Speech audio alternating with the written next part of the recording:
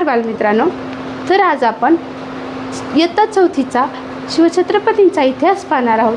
त्यामधील 10वा पाठ. 9व्या पाठामध्ये पाहिलं की अफजलखानाचा शिवाजी महाराजांनी वध केला. अफजलखानाचा शिवाजी महाराजांनी वध केल्यानंतर आदिलशाह खूप चिडला होता. तर 10व्या पाठामध्ये आपण शर्थीने खिंड कशी लढविली बाजीप्रभूंनी ते पाहणार आहोत.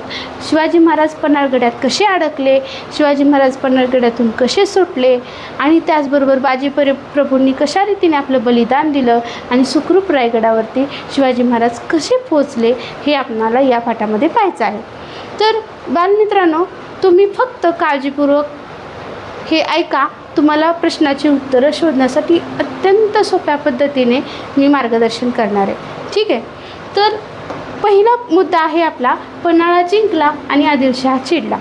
अफजलखानाचा वध झाला ही गोष्ट विजापूरकरांना अजिबात पचणारी नव्हती.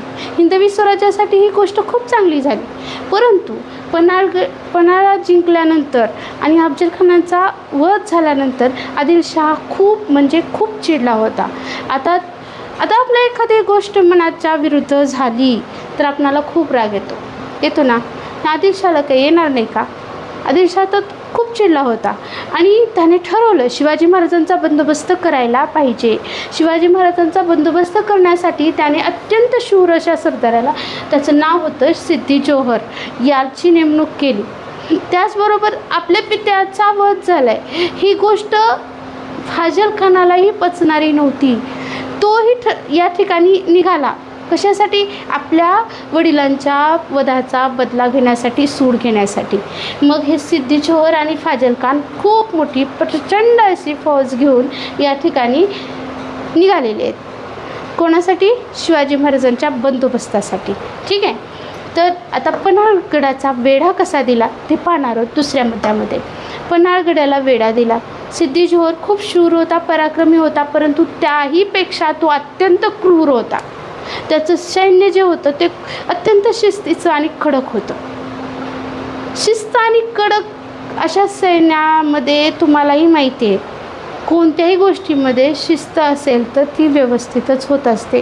पन्हाळगडाचा वेढा असा एवढा कडक दिला होता सिद्दी जोहरने की शिवाजी महाराजांना बाहेर निसटताच येत नव्हतं. शिवाजी महाराजही या ठिकाणी विचार करत होते की आपण आता कसं सुटावं, परंतु त्यांना सुटता येत नव्हतं.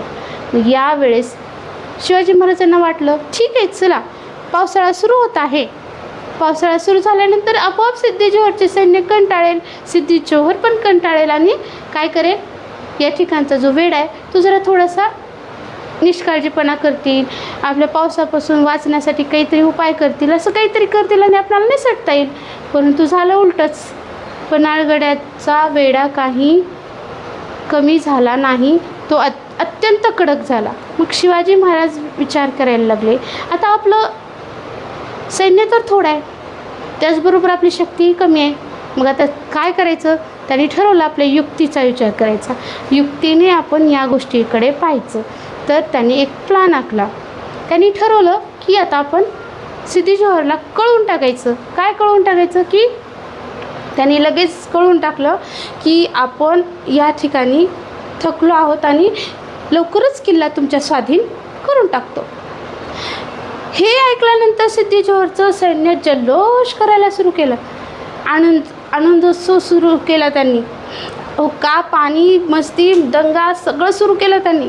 म्हणजे आता एखादा शत्रू आपल्याला शरण आला आहे, खूप आनंद होणार. आणि त्यावेळेस आपण काय करतो, आता आपण ही कुठली गोष्ट आपल्या मनासारखी झाली, खूप चांगली झाली, आपण पार्टी करतो, खूप छान एन्जॉय करतो. त्याचप्रमाणे त्यांनी एन्जॉय सुरू केला.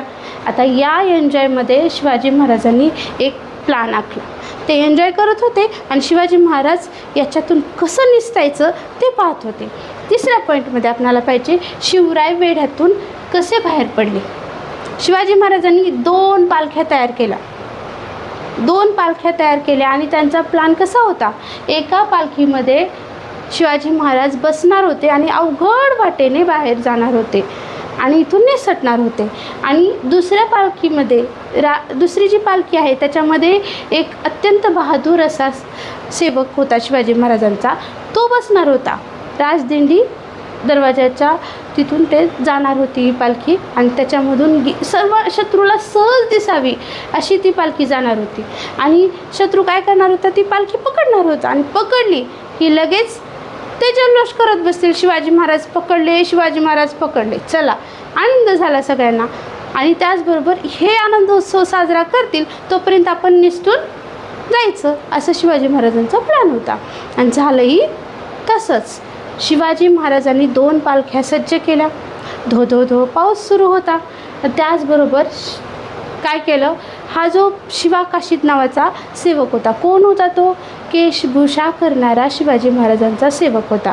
अत्यंत बहादूर होता आणि तो तयार झाला शिवाजी महाराजांचं सोंग घेण्यासाठी. शिवाजी महाराजांची वेशभूषा करून त्या पालखीत बसून आपण आता ही गोष्ट धाडसाची आहे. म्हणजे तो बहादूर असल्याशिवाय, धाडसी असल्याशिवाय बसला का याच्यामध्ये, कारण हे करण्यासाठी पण खूप धाडस लागतं. असेच होते शिवाजी महाराजांचे सेवक. अत्यंत शूर, पराक्रमी, धाडसी असे शिवाजी महाराजांचे सेवक होते. त्याचबरोबर तो या राजदिंडी दरवाजाच्या पालखीतून शिवाकाशीत बसून काय केला, निघाला. सहज शत्रूला दिसली ही पालखी. लगेच शत्रूंनी पकडल्या ती शिवाजी महाराजांची पालखी आहे म्हणून सरळ सिद्धी जोहरच्या समोर नेण्यात आली. सिद्धी जोहरच्या समोर नेल्यानंतर सरळ या ठिकाणी सिद्धी जोहरला पण आनंद झाला. वा वा वा वा, काय झालं, शिवाजी महाराजांना पकडलं माझ्या सैन्याने, आणि खूप खुश झाला. पण नंतर थोड्या वेळानं लक्षात आलं की हा शिवा काशीद आहे, हा काही शिवाजी महाराज नाही. तोपर्यंत ते बाहेर गेले होते, दरवाजा ओलांडून बाहेर गेले होते ते.